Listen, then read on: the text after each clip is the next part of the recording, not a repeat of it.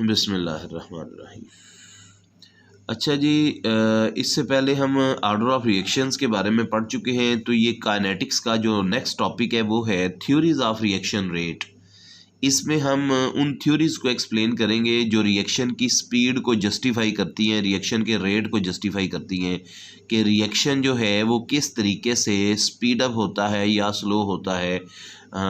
तो दो थ्योरीज बनाई गई हैं जो रिएक्शन के रेट को एक्सप्लेन करती हैं। पहली थ्योरीज है कुलेयन थ्योरी और दूसरी थ्योरी है ट्रांजिशन स्टेट थ्योरी। तो पहले कुलेयन थ्योरी को हम एक्सप्लेन करेंगे। कुलेयन थ्योरी कहती है, कुलेयन थ्योरी दो बातों पे डिपेंड करती है। Collision theory is based upon the two postulates. पहला पास्टुलेट कुलेयन थ्योरी का ये है कि जैसा कि नाम से ज़ाहिर है कि रिएक्शन के लिए मालिक्यूल का आपस में कोलाइड करना ज़रूरी है, टकराना ज़रूरी है। ये बात हम पहले भी कर चुके हैं इफेक्टिव कुलेयंस के बारे में, एक्टिवेशन एनर्जी में भी हमने पढ़ा था। तो ये थ्योरी भी कहती है molecule must collide among themselves to do the chemical change, यानी केमिकल रिएक्शन के लिए मालिक्यूल का आपस में कोलाइड करना, आपस में टकराना ज़रूरी है। और दूसरा पोस्टुलेट क्या है इस थ्योरी का? The energy of the colliding molecules must be at least equal to activation energy EA। ये EA मैंने लिखा हुआ है कि जो मालिक्यूल आपस में कोलाइड कर रहे हैं वो कोलाइजन के नतीजे में कम से कम उनकी एनर्जी जो है वो इतनी इंक्रीज हो जानी चाहिए कि वो एक्टिवेशन एनर्जी अचीव कर लें। तो जब वो एक्टिवेशन एनर्जी अचीव कर लेंगे तो फिर वो आगे प्रोडक्ट्स में कन्वर्ट हो जाएंगे। ये इस थ्योरी के दो पोस्टुलेट्स हैं। अब हम इस थ्योरी को मज़ीद एक्सप्लेन करने के लिए इसकी मैथमेटिकल एक्सप्लेनेशन करेंगे, इसकी इक्वेशन हम डिराइव करेंगे। तो in order to understand the mathematical explanation of this theory let us consider a bimolecular reaction. कहते हैं इसकी इक्वेशन बनाने के लिए हम कम अज़ कम जो रिएक्शन स्टडी करेंगे वो बाईमॉलिक्यूलर होना चाहिए। क्योंकि बाईमॉलिक्यूलर इसलिए होना चाहिए क्योंकि कम से कम दो मॉलिक्यूल आपस में कोलाइड करते हैं या तीन करते हैं। एक मॉलिक्यूल तो किसी से कोलाइड नहीं ना कर सकता। तो यूनिमॉलिक्यूलर रिएक्शंस के लिए हम कुलेयन थ्योरी एक्सप्लेन नहीं कर सकते। यूनिमॉलिक्यूलर रिएक्शन के लिए अलहदा एक थ्योरी बनाई गई है, लिंड्समैन मैकेनिज़्म है, वो इन थ्योरीज के बाद आएगा। तो कुलेयन थ्योरी हमें किन मॉलिक्यूल की मैकेनिज़्म को एक्सप्लेन करेगी, किन मॉलिक्यूल के रिएक्शन रेट को एक्सप्लेन करेगी। कम से कम बाई मॉलिक्यूलर रिएक्शन होने चाहिए क्योंकि आपस में टकराने के लिए कम से कम दो मॉलिक्यूल होने चाहिए। तो इसलिए हम बाई मॉलिक्यूलर रिएक्शन के लिए जो एग्जांपल ले रहे हैं वो है 2A, यानी कि दो मॉलिक्यूल हैं और ये जब आपस में कोलाइड करते हैं और ये प्रोडक्ट्स में कन्वर्ट हो जाते हैं। ये इक्वेशन है 2A मेक्स द प्रोडक्ट। अब इस रिएक्शन का रेट आप कैसे लिखेंगे? According to law of mass action, rate of the reaction depends upon the concentration of the substance. Law of mass action के मुताबिक हमने पढ़ा हुआ है कि जो रेट ऑफ रिएक्शन होता है वो डायरेक्टली प्रोपोर्शनल होता है एक्टिव मास ऑफ कंसंट्रेशन के। तो इसको हम ऐसे लिखते हैं, अगर डायरेक्टली प्रोपोर्शनल शो करें DA/dt। माइनस क्यों लिख रहे हैं ये आप इसी चैप्टर के शुरू में पढ़ चुके हैं, क्योंकि ऐसा रिएक्शन जिसमें हम रिएक्टेंट्स के लिहाज से रेट लिखें तो उसमें माइनस का साइन लगाना पड़ता है क्योंकि रिएक्टेंट की कंसंट्रेशन में कमी वाक़या हो रही होती है। तो rate of reaction is directly proportional to concentration of A के चूँ 2 मोल है तो इसके ऊपर हम 2 लिखेंगे A², और फिर जब प्रोपोर्शनैलिटी का साइन हम ख़त्म करेंगे तो फिर इक्वल आ जाएगा रेट कांस्टेंट K आ जाएगा। ये इक्वेशन है जो रेट ऑफ रिएक्शन को एक्सप्लेन कर रही है। अब इसी इक्वेशन की डेरिवेशन में हम आगे चलते हैं।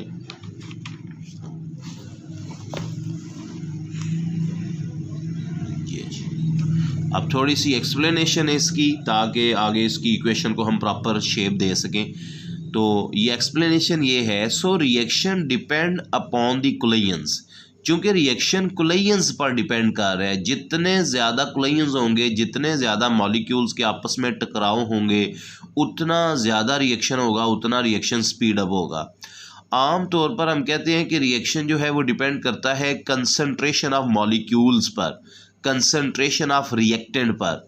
जितने ज़्यादा मॉलिक्यूल होंगे, जितने ज़्यादा रिएक्टेंट होंगे उतना रिएक्शन का रेट तेज़ होगा। लेकिन इस थ्योरी में हम कह रहे हैं कि रिएक्शन डिपेंड करता है कुलाइंस पर, तो कुलाइंस की तादाद भी उतनी ज़्यादा होगी जितनी मॉलिक्यूल की तादाद ज़्यादा होगी। तो इसलिए हम ये कह सकते हैं कि कंसंट्रेशन की जगह पे हम कुलाइंस भी लिख सकते हैं। So we should take into account the number of collisions among the molecules of the substance. इसलिए हमें मॉलिक्यूल जो हैं वो सब्सटेंस के जो मॉलिक्यूल हैं उनके दरमियान जो कुलाइंस हो रहे हैं, जो उनके दरमियान टकराव हो रहे हैं, हम उन कुलाइंस को कंसिडर करेंगे उनकी कंसंट्रेशन की बजाय। सब्सटेंस ए जो है इसकी कंसंट्रेशन की बजाय हम इसके दरमियान, इसके मॉलिक्यूल के दरमियान होने वाले कुलाइंस को कुलाइंस की मदद से कंसंट्रेशन को रिप्लेस कर सकते हैं, क्योंकि जितने ज़्यादा मॉलिक्यूल उतनी ज़्यादा collisions. This is called collision number. और ये जो कुलाइंस की तादाद है, नंबर ऑफ कुलाइंस, इसे हम कुलाइन नंबर कहते हैं और इसको डिनोट किया जाता है ZAA से। आपने गैसेस के चैप्टर में कुलाइन नंबर पढ़ा हुआ है, वहाँ पे हमने ZII से डिनोट किया था इसे, ZII से। यहाँ हम ZAA से डिनोट कर रहे हैं इसको। It is the number of collisions between the like molecules, यानी कि सेम मॉलिक्यूल है, मसलन AA के साथ नेचर ऑफ मॉलिक्यूल की बात कर रहे हैं कि सेम मॉलिक्यूल के दरमियान ये कुलाइंस हो रहे हैं, और ZAA को हम कुलाइन नंबर कहते हैं। तो it is the number of collisions between like molecule per unit time per unit volume. एक स्पेसिफिक टाइम में, मसलन हमने कुलाइन नंबर के बारे में, इसके बारे में पढ़ा था। It is the collision number between the molecules in a unit time in unit volume, यानी कि 1 सेकंड में 1 सेंटीमीटर क्यूब में। ये चीज़ हमने वहाँ पे गैसेस के केस में पढ़ी थी कि 1 सेंटीमीटर क्यूब वॉल्यूम में और 1 सेकंड में जितने कुलाइंस हो रहे होते हैं उन्हें हम कुलाइन नंबर कहते हैं, ZAA कहते हैं। तो वहाँ पे हमने कुलाइन नंबर को ZII लिखा था, यहाँ पे हम ZAA से डिनोट कर रहे हैं।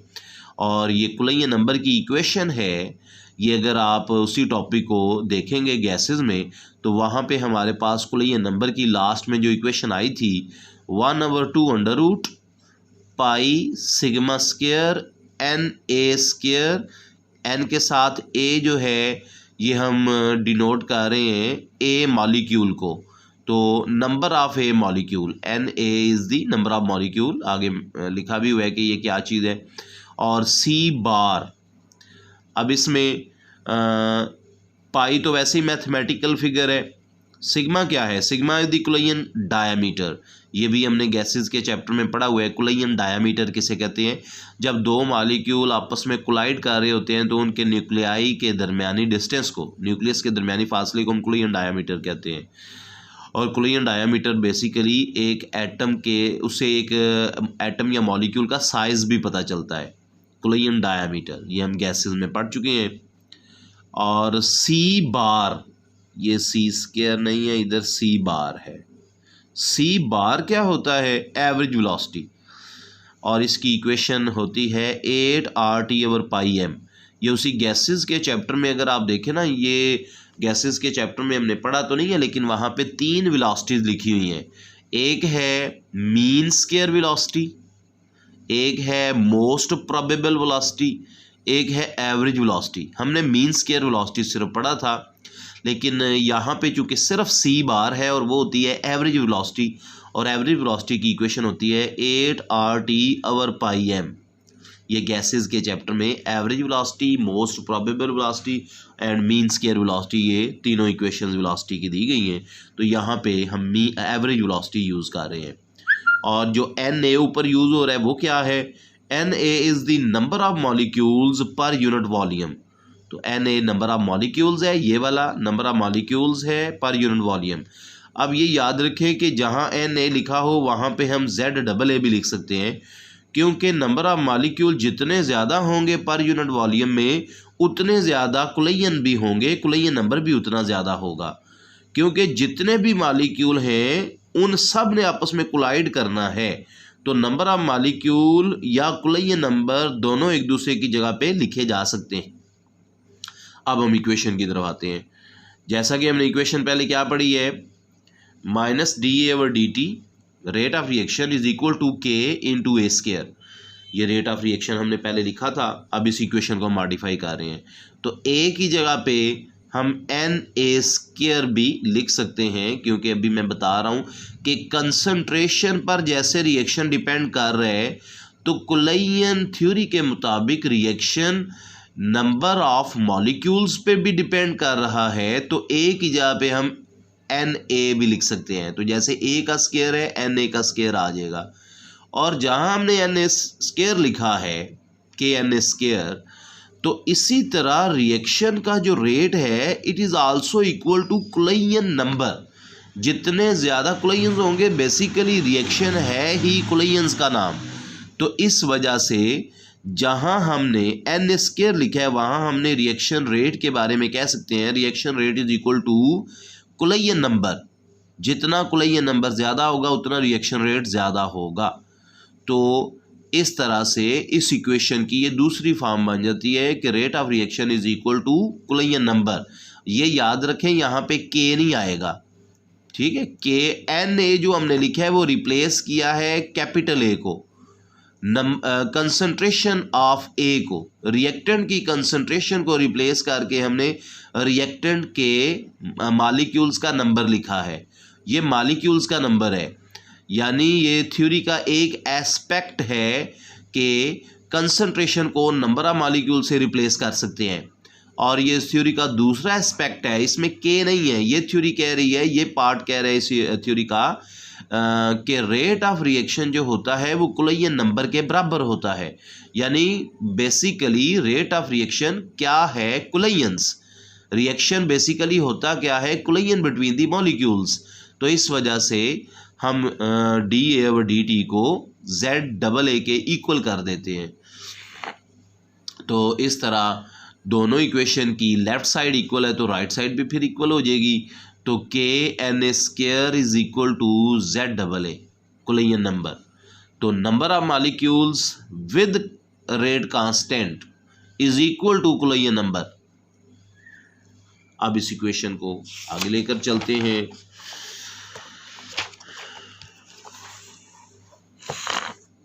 इस तरह से के एन ए स्केयर था तो के किसके बराबर आ गया, इसको इधर ले आए तो K is equal to Z double A over N A square. ये हमारे पास इक्वेशन बन गई है। पहली इक्वेशन को हमने इक्वेशन नंबर 1 कहा था, इस इक्वेशन नंबर 2 कह देते हैं।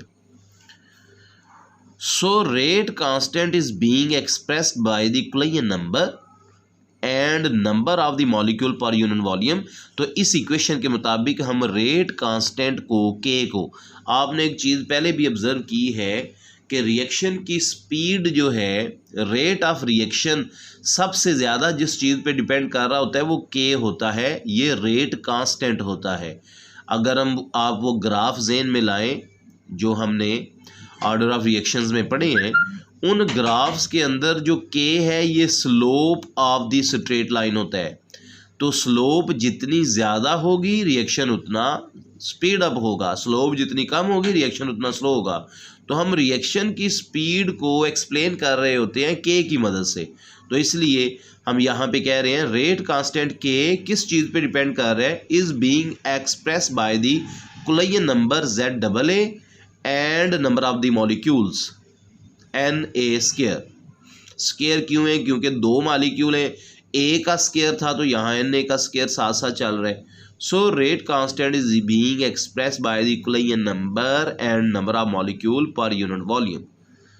अच्छा, as we know that unit of the rate constant for bimolecular reaction, bimolecular reaction के लिए रेट कांस्टेंट की यूनिट्स क्या हैं, ये सेकेंड ऑर्डर रिएक्शन में हमने, सेकेंड ऑर्डर रिएक्शन में ए का स्केयर था ना, तो सेकेंड ऑर्डर रिएक्शन के लिए जो यूनिट्स हमने पढ़ी थी वो कौन सी थी, वो यूनिट थी डेसीमीटर क्यूब पर मोल पर सेकेंड, ये यूनिट्स थी। So right hand side should be changed.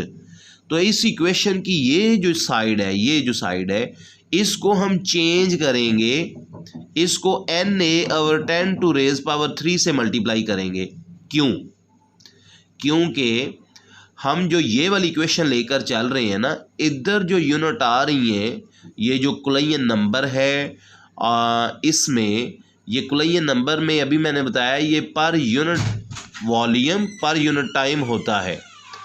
तो पर यूनिट वॉल्यूम कितना वहाँ पे हम लेते हैं सेंटीमीटर क्यूब, और टाइम क्या होता है सेकंड, और वहाँ पे मोल नहीं होता।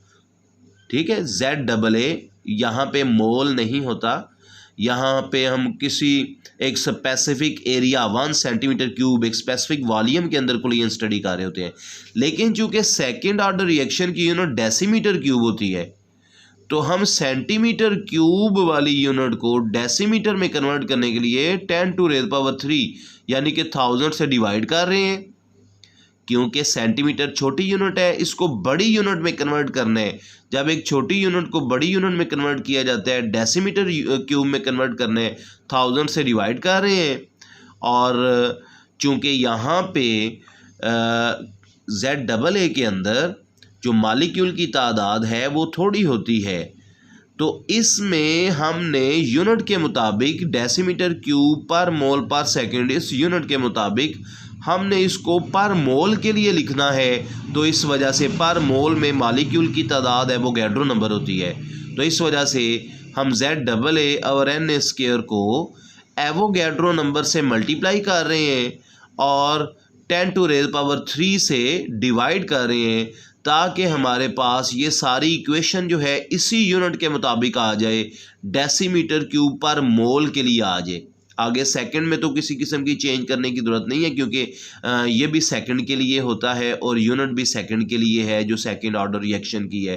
तो इस वजह से हमने इस इक्वेशन को Na से मल्टीप्लाई किया है और 10⁻³ से डिवाइड किया है, और ये हमारे पास K अब किसके इक्वल आ गया है, Na और 10⁻³ मल्टीप्लाई बाय ZAA और Na², और साथ ही ये वाली यूनिट आ जाएगी डेसीमीटर क्यूब पर मोल पर सेकंड।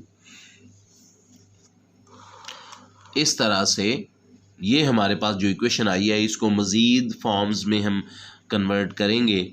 तो इसको हमने इक्वेशन नंबर 4 का नाम दे दिया है। ठीक है, ये ऊपर जो K वाली इक्वेशन थी ये इक्वेशन नंबर 3 बनाई गई है।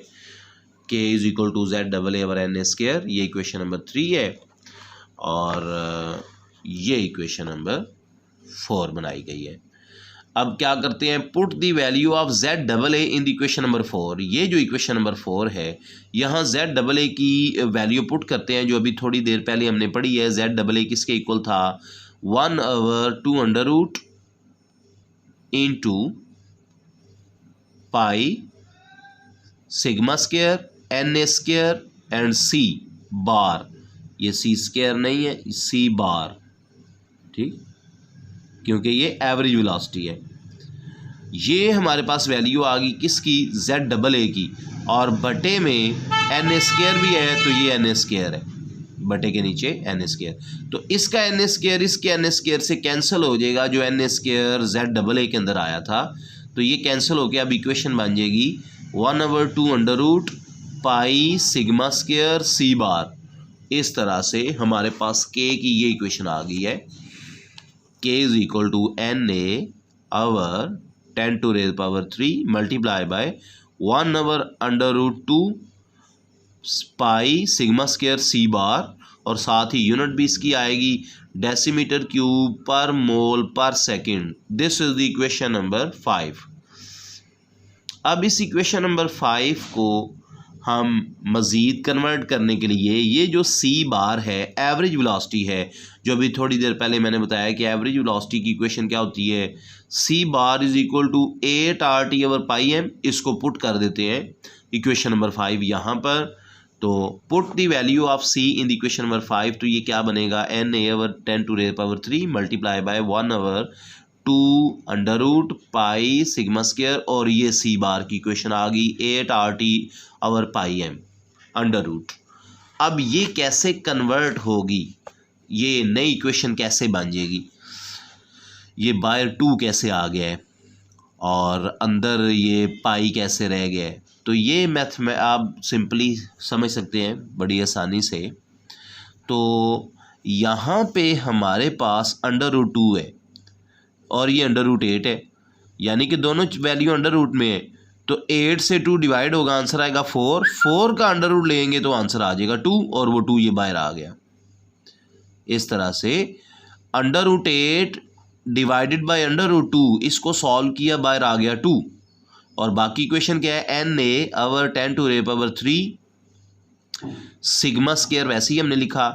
अंदर ये क्या है, 8 आर टी था, वो 8 आपको पता है ख़त्म हो गया है। अंदर रह गया पाई आर टी अवर एम, ये पाई था, और इधर पाई का, इधर सिंपल पाई था, ये अंडर रूट वाला पाई है। तो आपको पता है अंडर रूट वाला जो सिंपल पाई होता है उसकी जगह पे हम 2 अंडर रूट वाले पाई लिख सकते हैं, यानी अंडर रूट पाई। एक अंडर रूट से कैंसिल हो जाएगा और सिर्फ एक अंडर रूट पाई रह जाएगा, और वो अंडर रूट पाई हमने यहाँ पे लिखा है आर टी के साथ। तो पाई आर टी ओवर एम, ये हमारे पास इक्वेशन आ गई के की। तो K is equal to 2na over 10 to raise power 3 under root sigma square pi R T over M under root, और साथ ही इसकी यूनिट भी डी एम क्यूब पर मोल पर second. This is equation number 6। तो ये काफ़ी लेंथी हो गया है, आगे काफ़ी अभी आधी थ्योरी हुई है, आधी अभी बाकी है। तो आज के लेक्चर में हम इतना ही करेंगे, इसको आप रिवाइज करें, समझें अच्छे तरीके से।